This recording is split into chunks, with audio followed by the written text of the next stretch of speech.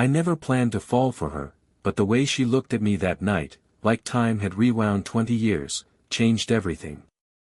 I still remember the first time I saw her. It was one of those soft autumn evenings when the world feels quieter than usual, like the air itself is holding its breath. The library's old reading hall glowed with warm amber light, the kind that makes even worn-out wooden chairs look poetic. I joined the Thursday night book club on a whim, hoping to meet new people. I didn't expect her. She was sitting near the far end of the long table, close to the tall window streaked with rain. Her hair, a chestnut brown threaded with faint silver, was gathered loosely at the nape of her neck. A few strands had slipped free, framing her face in a way that made her look both elegant and a little untamed. She wasn't speaking when I noticed her, she was listening. Her posture was relaxed, one elbow resting lightly on the table, her fingers absent-mindedly tracing the edge of the book in front of her. Every now and then, someone would make a clever comment and she'd smile. And that smile, it wasn't loud or showy.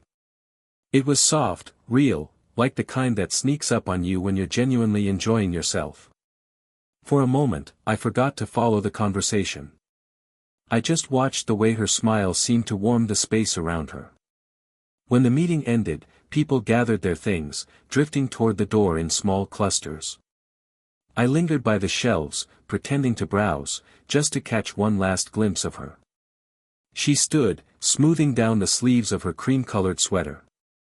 As she walked past, the faint scent of jasmine trailed behind her, subtle, familiar, grounding. Our eyes met briefly when she passed by. I managed a polite, "good night." She offered a gentle nod and a small, courteous smile, the kind strangers exchange when they cross paths. But something about it stayed with me. Maybe it was the calm confidence in her gaze. Maybe it was the quiet loneliness I thought I glimpsed beneath it. Or maybe it was just the simple fact that, for those few seconds, the busy world seemed to fall away. By the time I stepped out into the cool night air, she was gone. But the chair she'd occupied still held the faint impression of her presence, like a chapter one hadn't finished reading. I didn't know it then, but that fleeting moment, her smile across a rain-lit room, would become the quiet spark that changed everything. A week later, the rain decided to make a surprise appearance just as our Thursday book club wrapped up. Heavy droplets streaked the library's tall windows, turning the quiet parking lot outside into a mirror of rippling puddles. Most people rushed out with umbrellas, heads ducked, but a few of us hesitated in the lobby, unsure whether to wait it out. That's when I noticed her again, Clara. She stood near the entrance, holding a navy blue umbrella that clearly wasn't winning its battle against the downpour. A small trickle of water dripped steadily from one of its edges, landing on the carpet with soft taps. She tilted her head, sighed, and laughed quietly at her own bad luck. I was sitting in the little cafe tucked into the corner of the library, a cozy place with warm lighting and mismatched wooden chairs. When she stepped in, brushing raindrops from her sleeves, she scanned the room for a seat. Every table was occupied except for the one next to mine. She hesitated for half a second, then walked over with that composed, unhurried grace of hers. "Mind if I sit here?" she asked. Her voice was calm and low, carrying a subtle warmth that immediately softened the edges of the rainy evening. "Of course not," I said quickly, trying not to sound too eager. She set her umbrella against the wall, its damp fabric leaving little glistening droplets on the floor. I handed her a napkin. "For the umbrella," I added awkwardly. She looked at me, surprised, and then laughed, an unguarded, melodic laugh that felt like hearing a favorite song unexpectedly. "Thank you," she said, gently taking it from me. That was how our first real conversation began, over wet umbrellas and borrowed napkins. We talked about the book we just discussed, then about old movies she loved, and eventually, about music. She mentioned how her late husband used to hum jazz tunes while cooking breakfast. She didn't linger on the sadness, it was just a quiet truth she let sit between us. I didn't try to fill the silence. I just listened. The cafe was warm, with the smell of roasted coffee beans and the sound of rain pattering against the windows. Occasionally, when she leaned in to emphasize a point, her hand brushed the edge of my cup or grazed the table near mine. Each accidental touch felt small, but it carried a kind of softness that lingered. When the rain finally eased, she stood, pulling on her coat. There was a small, almost reluctant pause before she said goodbye. As she walked out into the damp night, I realized something had shifted, not dramatically, but unmistakably. We weren't strangers anymore. The library's annual charity night was one of those small-town events that always started lively and ended in quiet, twinkling calm. Clara and I had both volunteered to help. She managed the raffle table while I handled decorations and music. It wasn't planned, it just happened that we were paired together more often than not. And honestly, I didn't mind at all. By the time the event ended, the crowd had thinned, leaving behind half-empty cups of cider and fading laughter echoing through the hall. Soft jazz played from the speakers, mingling with the rustle of paper streamers as we started cleaning up. The warm, golden light strung across the ceiling reflected gently off the tall library windows, turning the room into something almost magical. Clara stood on a small step stool, taking down a banner. A loose strand of hair kept slipping from behind her ear, and she brushed it back with a distracted motion each time. I noticed little things like that, probably more than I should have. "Need help?" I asked, walking over. She glanced down at me, a playful spark in her eyes. "Only if you're taller than me," she teased. "Lucky for you, that's one of my few talents," I replied, stepping up beside her. As I reached up to fix a string of fairy lights that had tangled, I felt her presence close behind me. She was standing just slightly to the side, steadying the stool. For a moment, I became hyper-aware of everything, the faint scent of jasmine again, the warmth radiating from her, the soft sound of her breath. When I turned slightly to check if the lights were aligned, I caught her looking at me. Not just looking, really looking. It wasn't a casual glance, it was a lingering, searching gaze that caught me completely off guard. Her eyes held something unspoken, something both vulnerable and intense. For a few seconds, time slowed. The room seemed to fade, leaving just the two of us suspended in that quiet golden glow. I didn't move. Neither did she. Then, almost as if waking from a daydream, she looked away quickly, tucking her hair behind her ear and pretending to fuss with the banner. But her cheeks were faintly flushed, and her hands moved just a little too quickly. I walked home that night with the cool air against my face, my mind looping that moment over and over. That look, it had been fleeting, but it changed something. It was the first time I truly wondered if the pull I felt might not be one-sided after all. The weeks that followed had a rhythm to them, book club on Thursdays, warm cafe conversations afterward, and the occasional volunteer event where Clara and I somehow ended up side by side again. But beneath the ease of our growing friendship, something quieter and more complicated began to stir. We started walking together after meetings, mostly because we lived in the same direction. The path wound through quiet residential streets, lined with old trees whose branches reached out like friendly arms. She often wore a light scarf tucked into her coat, and as the evenings grew cooler, I'd catch glimpses of her breath mingling with mine in the cold air. These walks weren't planned, they just happened. At first, we talked about safe topics, books, favorite recipes, travel stories.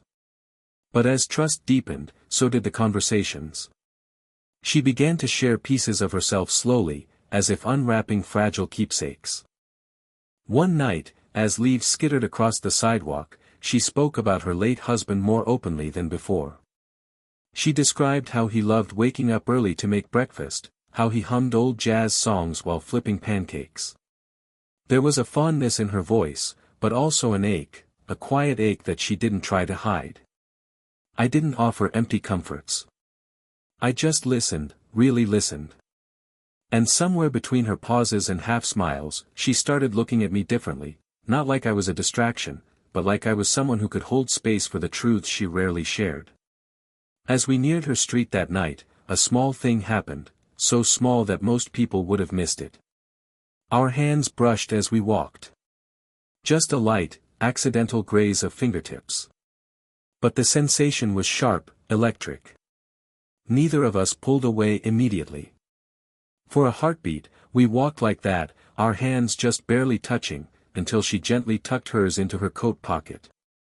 The silence that followed wasn't awkward, it was charged. There were things we weren't saying, lines we pretended not to notice. I could feel the weight of it between us, this growing closeness that neither of us had quite named yet.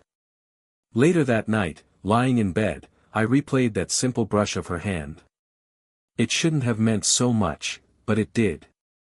And I wondered if, when she tucked her hand away, it was to keep warm, or to keep herself from holding mine. The town's autumn festival arrived with its usual mix of cheerful chaos, strings of lanterns swaying above cobblestone streets, the scent of roasted chestnuts drifting through the cool air, and music spilling from every corner. I hadn't planned on spending the day with Clara, but as fate would have it, we crossed paths at the entrance gate, both surprised to see the other there alone. She wore a soft burgundy shawl draped loosely over her shoulders, the color making her eyes seem warmer, brighter against the crisp afternoon light. "You came," she said with a half-smile, as if she wasn't entirely sure she wanted to admit she was glad. "I did," I replied, grinning. "Guess we both had the same idea." We ended up walking together through the festival, not really deciding to but not wanting to part either. We browsed bookstalls, sampled pastries that left sugar on our fingertips, and laughed over a street magician's clumsy card tricks. The laughter came easily between us that day, unfiltered, genuine. For the first time, she wasn't holding part of herself back. As the evening set in, the festival transformed. Lanterns glowed softly overhead, music mellowed, and couples began to dance in the square. A folk band played a slow tune, and people gathered beneath the lights, swaying in pairs. She watched them quietly, her arms folded, an unreadable expression on her face. "Do you dance?" I asked, half teasing. She laughed softly, shaking her head. "Not in years." "Then tonight's a good night to start again," I said, offering my hand, not pushy, just open. For a second, she hesitated. Then, with a faint, nervous smile, she placed her hand in mine. Her fingers were cool from the night air, but the moment they touched, warmth spread between us. We joined the others, moving slowly to the music. She stumbled once, laughing in surprise, and I steadied her with my hand lightly on her waist. It was in that quiet space between two verses that she looked up at me, eyes glimmering beneath the lantern light. Her voice trembled just slightly as she whispered, "You make me feel 20 again, and it terrifies me." The world seemed to still. I didn't say anything, I just held her gaze, gently tightening my hand around hers. She didn't look away. It wasn't a grand declaration, but it was real, raw, vulnerable, and breathtakingly honest. In that moment, beneath the soft glow of lanterns and the hum of distant laughter, something between us finally shifted from unspoken to undeniable. For a little while after the festival, everything between Clara and me existed in a kind of quiet, golden bubble. We didn't label what was happening. We didn't talk about the moment beneath the lanterns. But our walks grew longer, our conversations softer, our silences more comfortable. There was an unspoken understanding building between us, fragile but beautiful. Then, inevitably, the world noticed. It started subtly, longer glances from familiar faces when we left the library together, whispers in corners of the cafe. Small-town eyes miss very little, and age gaps make easy gossip. Some found it curious, others disapproved. But what struck me wasn't their words, it was how she began to change. Clara grew quieter, more cautious. She began declining walks, citing errands or fatigue. In our conversations, little pauses started to appear, hesitations that hadn't been there before. One Thursday, she left the book club early without waiting for me. I told myself it was nothing, but deep down, I felt the space widening. A week later, on a cool evening, I found her sitting alone on our usual bench along the walking path. The air smelled faintly of wood smoke, and the street lamps cast a gentle amber glow over her face. She was wrapped in her shawl, staring down at her hands. When she heard my footsteps, she didn't look surprised, just tired. "I was hoping you'd come," she said softly. I sat beside her, careful not to crowd her. For a long moment, neither of us spoke. The night hummed with distant crickets and the rustling of dry leaves. "I hear them talk," she finally said, her voice barely above a whisper. "At the library, the cafe. They don't say it directly, but I know. They think this, us, is, strange." She gave a small, bitter laugh. "And maybe they're right. Maybe I'm being foolish." I turned toward her. "You're not foolish." She shook her head slowly, eyes glistening. "I lost so much once. I can't bear the thought of losing myself again.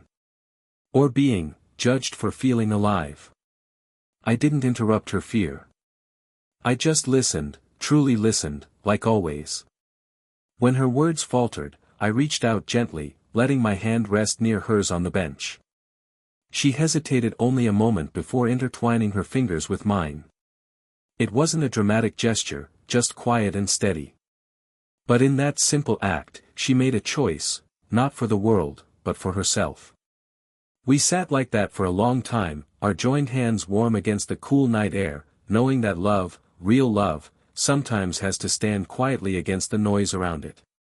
Winter arrived quietly that year, folding the town into soft gray skies and early evenings.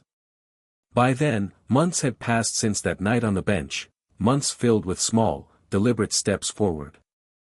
Clara and I hadn't rushed anything, we'd let it grow in its own way, steady and sincere. The whispers in town eventually faded into background noise, as most gossip does when there's nothing scandalous to feed it. The library's book club decided to host their year-end gathering at Clara's house. She had volunteered without hesitation, and when she told me, her smile carried that new, quiet confidence I'd grown to love. On the night of the event, her home glowed like a lantern against the winter chill, warm light spilling through curtained windows, the scent of cinnamon and baked apples greeting guests at the door. People arrived in clusters, shaking off snow from their coats, filling the living room with cheerful chatter. I helped her set out cups of cider and plates of cookies, moving easily around each other like we'd been doing it for years. There was no need for stolen glances anymore, everything between us had settled into something peaceful and real. During the discussion, I sat across from her. Every so often, I caught her eyes, those soft, knowing looks that spoke entire conversations without a single word. She laughed freely that night, not as a woman guarding parts of herself, but as someone who had finally exhaled after holding her breath for too long. When the evening wound down and the last of the guests disappeared into the cold, we found ourselves alone in the warm, quiet house. The living room was scattered with empty cups and books, the kind of beautiful mess that happens when people feel comfortable. She leaned against the kitchen counter, crossing her arms loosely, watching me stack mugs. "You know," she said softly, "I didn't think I'd ever let someone into my life like this again." I looked up. Her voice wasn't trembling anymore, it was steady, honest. "I'm glad you did," I replied. She stepped closer, the soft lamplight catching the silver strands in her hair. Gently, she rested her hands against my chest, just above my heart. Her touch wasn't hesitant this time, it was sure, warm, and quietly full of meaning. I reached up, brushing a loose strand of hair from her cheek. She leaned into my hand, closing her eyes for a moment, as if memorizing the feeling. In that stillness, I realized something simple and profound: home isn't always a place. Sometimes, it's a person who finally sees you, fully and without fear. And for both of us, we had found that in each other. If this story touched your heart, don't forget to like, subscribe, and share it with someone who believes in unexpected love. Yellow Heart, tell me in the comments, do you believe love can arrive when we least expect it?